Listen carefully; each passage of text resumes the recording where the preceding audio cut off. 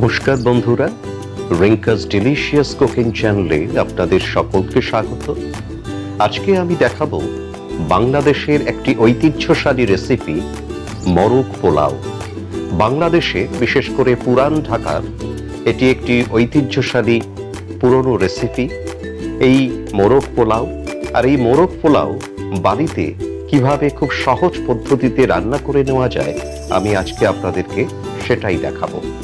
মোরগ পোলাওয়ের জন্য দেখুন আমি মুরগির 3টে লেগ পিস নিয়েছি এবং এই লেগ পিসগুলোকে দেখুন আমি ছুরি দিয়ে ভালো করে চিড়ে নিয়েছি যাতে এর মধ্যে মশলা ঢোকে। এরপরে এটাকে ম্যারিনেট করব। ম্যারিনেট করার জন্য আমি এখানে একটা পাতিলেবুর রস দিয়ে দিলাম।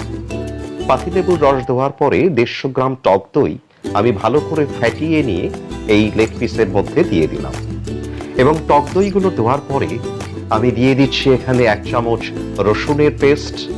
1 চামচ রসুন পেস্ট দেওয়ার পরে আমি দেবো 1 চামচ আদার পেস্ট।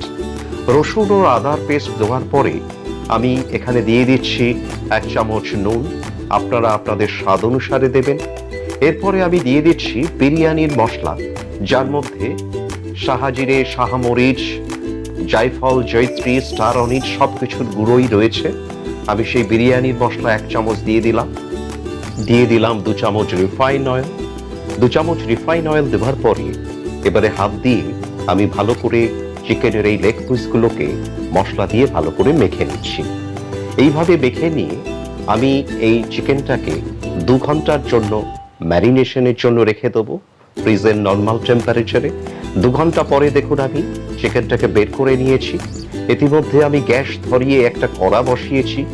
কড়াটা যখন গরম হলো তখন আমি এর মধ্যে দিয়ে দিচ্ছি রিফাইন অয়েল।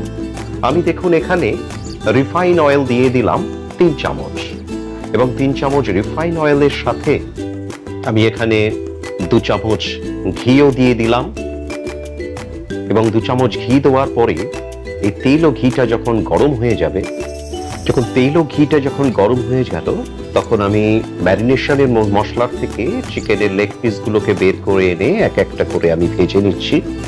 প্রথমে একটা চিকেনের লেগ পিস আমি কড়াতে দিয়ে দিয়েছি। গ্যাসের ফ্লেমটা সবসময় লো টু মিডিয়ামে রাখছি এবং চিকেনের এই লেগ পিসটাকে এপিট ওপিট করে ভালো করে ভেজে নেওয়ার সময় আমি এখানে একটু জাফরানি রং কালারের জন্য এই লেগের গায়ে দিয়ে দিলাম। এইভাবে চিকেনটাকে এপিট ওপিট করে মিডিয়াম ফ্লেমে আমি ভেজে নিয়েছি এবং বাকি চিকেনের লেগ পিসগুলোকেও আমি একইভাবে ভেজে নিলাম। নেওয়ার পরে আমি যে পাত্রে মোরগ পোলাও বানাবো সেই পাত্রটাকে গ্যাসে বসিয়ে তার মধ্যে 1 চামচ রিফাইন অয়েল এবং 2 চামচ ঘি দিয়ে দিলাম। আপনারা চাইলে পুরো রান্নাটি ঘি দিয়ে করতে পারেন, কিন্তু আমি এখানে 2 চামচ ঘি দিয়ে আমি চিকেনটা ভেজে নিয়েছিলাম যে তেল ও ঘিতে, সেই তেল ঘিটাও দিয়ে দিলাম। ফোড়নের জন্য দিয়ে দিলাম 2টো তেজপাতা, একটা স্টার অনিস, একটা বড় এলাচকে একটু ভেঙে আমি এর মধ্যে দিয়ে দিলাম। তার সাথে দিয়ে দিচ্ছি 4টে ছোট এলাচ এবং 2-3টে ছোট ছোট দারচিনির টুকরো এবং তার সাথে দিচ্ছি এখানে 2টো লবঙ্গ দিয়ে দিলাম আমি। এরপরে আমি ফোড়নটাকে একটু নেড়ে দেখুন আমি একটা মাঝারি সাইজের পেঁয়াজ কুচিয়ে রেখেছিলাম, সেই পেঁয়াজটা আমি এই পাত্রের মধ্যে দিয়ে এটাকে মিডিয়াম ফ্রাই করে নেব। দেখুন আমি পেঁয়াজটা হাত দিয়ে ভালো করে নেড়ে নিচ্ছি। পেঁয়াজটা যখন মিডিয়াম গোল্ডেন ফ্রাই হয়ে যাবে তার মধ্যে আমি 1 চামচ আদা রসুন দিয়ে দিয়েছি। আদা রসুন দিয়ে দেওয়ার পরে ম্যারিনেশনের যে মশলাটা পড়েছিল সেই ম্যারিনেশনের মশলাটাও আমি এই পাত্রের মধ্যে দিয়ে দিলাম। দিয়ে আমি ভালো করে এটাকে নেড়ে দিচ্ছি। এইভাবে আমি 4 থেকে 5 মিনিট একটু নেড়ে নেওয়ার পরে দিয়ে দিলাম একটু নুন, 1/2 চামচ নুন দিলাম, আপনারা আপনাদের স্বাদ অনুসারে দেবেন। আমি এখানে দিয়ে দিলাম 1 চামচ চিনি। নুন চিনি এগুলো দেওয়ার পরেও আমি একটু মশলাগুলোকে ভালো করে নেড়ে নিচ্ছি। নেড়ে নেওয়ার পরে দেখুন আমি এখানে কাজু এবং পোস্তর পেস্ট দিলাম। যে কাজু এবং পোস্ত 5-6টা কাজু এবং 1 চামচ পোস্ত আমি আগে থেকে ভিজিয়ে এটাকে পেস্ট বানিয়ে রেখেছিলাম, সেই কাজু ও পোস্তর পেস্টটাও আমি এর মধ্যে দিয়ে দিলাম। দিয়ে ভালো করে নেড়ে নিয়েছি। এরপরে যে চিকেনের লেগ পিসগুলোকে আমি ভেজে রেখেছিলাম সেই লেগ পিসগুলোকে আমি এই মশলার মধ্যে দিয়ে দিলাম।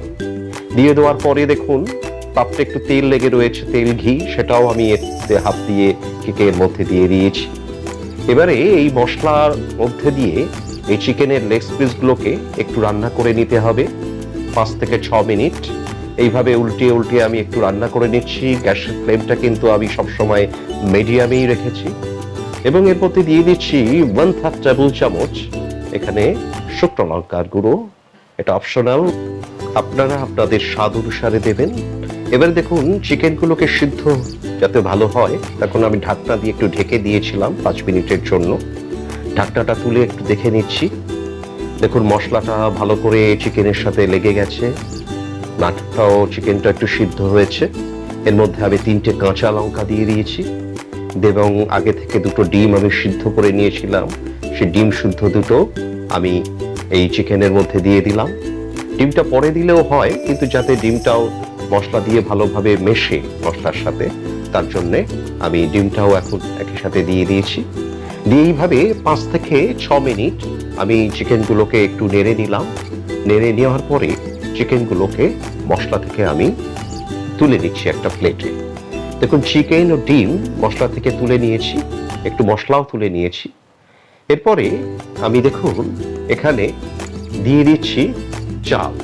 আমি এখানে 2 কৌটো দেরাদুন বাসমতি রাইস আগে থেকে ভালো করে ধুয়ে ভিজিয়ে রেখেছিলাম 8 ঘন্টার জন্য। সেই চালটা আমি জল ঝরিয়ে এর মধ্যে দিয়ে দিলাম।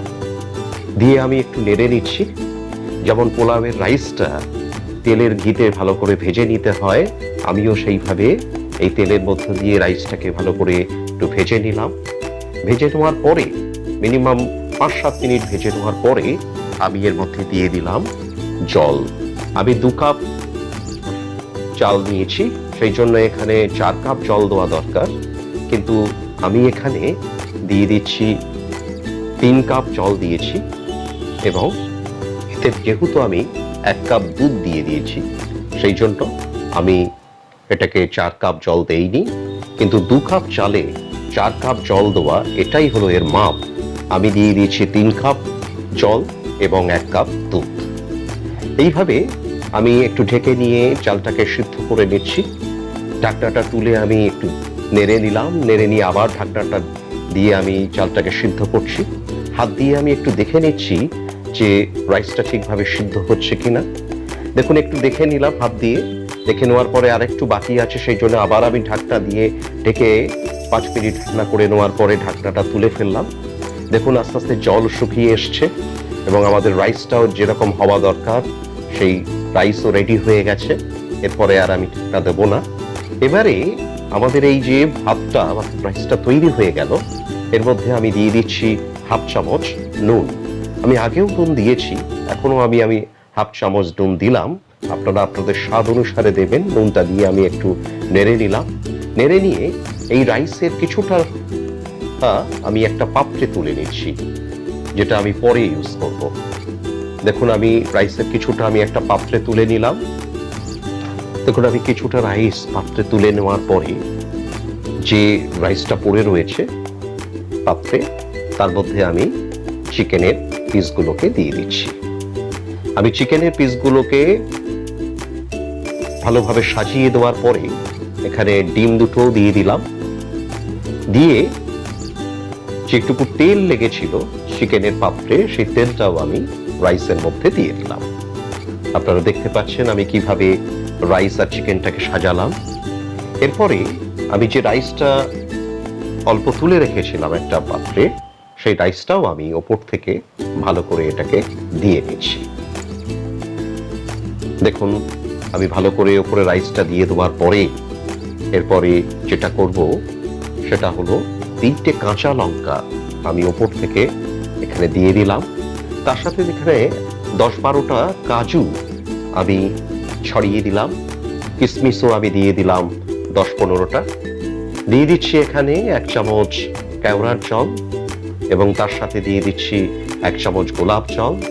দিয়ে আমি রাইসটাকে অল্প 5 মিনিটের জন্য ঢেকে দিয়েছিলাম। ঢাকনাটা তুলে নিলাম।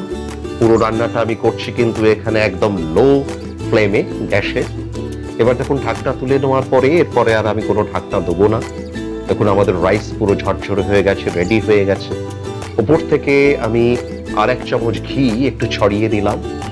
এবারে আপনারা দেখতে পাচ্ছেন আমাদের মোরগ পোলাও পুরো রেডি। আমি গ্যাসের ফ্লেমটা কিন্তু সবসময় লো টু মিডিয়ামে রেখেছি। আপনারা দেখতে পাচ্ছেন আমাদের অথেন্টিক মোরগ পোলাও আমাদের রেডি হয়ে গেছে। দেখুন আমি গ্যাসের ফ্লেমটাকে অফ করে দিয়ে এই মোরগ পোলাওটাকে ঢাকনা খোলা অবস্থায় আরো 5-6 মিনিট এইভাবে রেখে দিলাম। এতে কি হবে, এর মধ্যে যে ময়েশ্চারটা থাকবে সেটাও আস্তে আস্তে শুকিয়ে যাবে। দেখুন 5-6 মিনিট পরে দেখুন রাইসটা আরো বেশি ঝরঝরে হয়ে গেছে। এবারে আমি এটাকে সার্ভ করার জন্য একটা প্লেটে তুলে নিচ্ছি। দেখুন আমি একটা প্লেটে চিকেন, রাইস এবং ডিম সবকিছু সার্ভ করার জন্য তুলে নিলাম। আপনারা দেখতেই বুঝতে পারছেন অথেন্টিক পুরনো ঢাকার মোরগ পোলাও। এই মোরগ পোলাও আপনারা চিকেন, মাটন, কালা ভুনা যে কোনো কিছুর সাথেই খেতে পারেন অথবা শুধু খেতে পারবেন।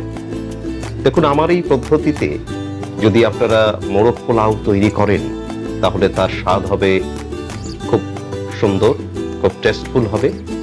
এবং আমার এই রেসিপিটি যদি আপনাদের ভালো লাগে তাহলে আপনারা রিঙ্কাস ডেলিশিয়াস কুকিং চ্যানেলটিকে সাবস্ক্রাইব করুন, লাইক করুন, শেয়ার করুন, যাতে আমরা অনুপ্রাণিত হয়ে আরো নতুন নতুন রেসিপি আপনাদের সামনে উপস্থাপন করতে পারি। আজকের মতন আমি এখানেই শেষ করছি। Thank you.